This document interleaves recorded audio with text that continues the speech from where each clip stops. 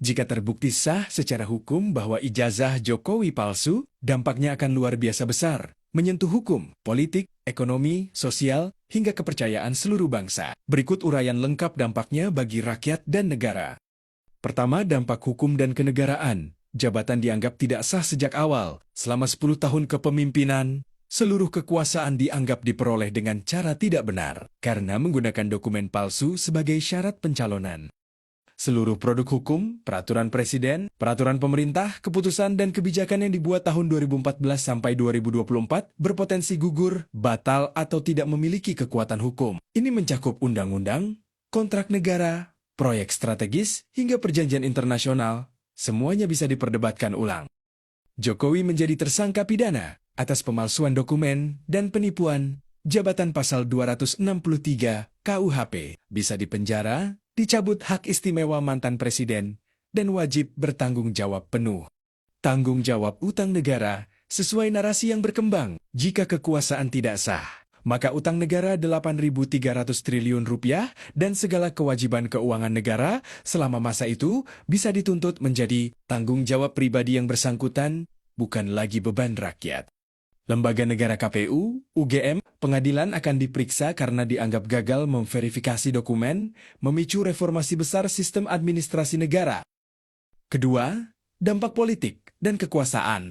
Legitimasi kekuasaan runtuh total. Seluruh jajaran menteri, pejabat, dan pengangkatan yang dilakukan dianggap tidak sah. Posisi mereka jadi abu-abu, berisiko dicopot, atau dinyatakan tidak berhak menjabat.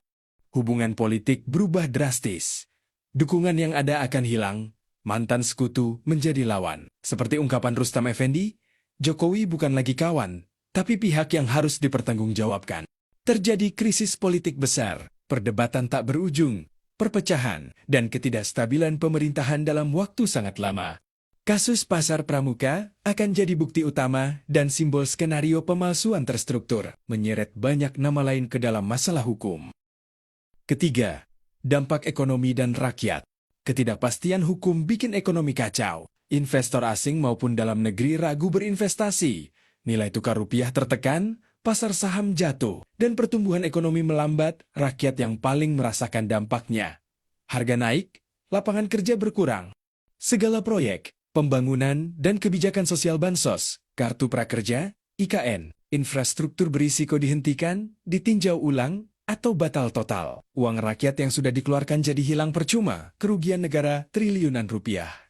Jika utang negara dibebankan secara pribadi, maka APBN negara bersih, tidak ada beban bunga, dan anggaran bisa sepenuhnya dipakai untuk rakyat. Namun proses menagih dan membayar itu akan sangat panjang dan berisiko gejolak sosial.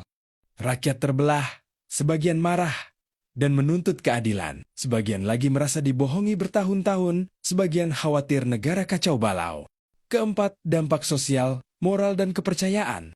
Kepercayaan rakyat ke pemimpin dan lembaga negara hancur total. Demokrasi dianggap gagal, integritas pejabat tidak ada, dan rakyat merasa ditipu besar-besaran selama 10 tahun. Sejarah akan ditulis ulang.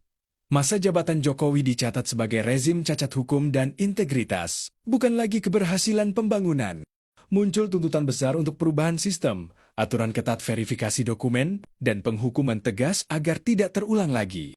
Intinya, kalau benar terbukti palsu, ini bukan sekadar skandal pribadi. Ini gempa bumi terbesar dalam sejarah ketatanegaraan Indonesia. Semua yang kita anggap sah, benar, dan resmi selama 10 tahun, bisa berubah jadi tidak ada apa-apanya. Posisi Jokowi bukan hanya jatuh, tapi berubah jadi pihak yang wajib membayar segala kerugian negara, dan rakyat menanggung dampak gejolak hukum, politik, dan ekonomi yang luar biasa besarnya. Semua mata kini tertuju. Apakah bukti pasar pramuka dan saksi ahli cukup kuat? Apakah benar 8.300 triliun rupiah harus dibayar? Jawabannya akan menentukan nasib kita semua.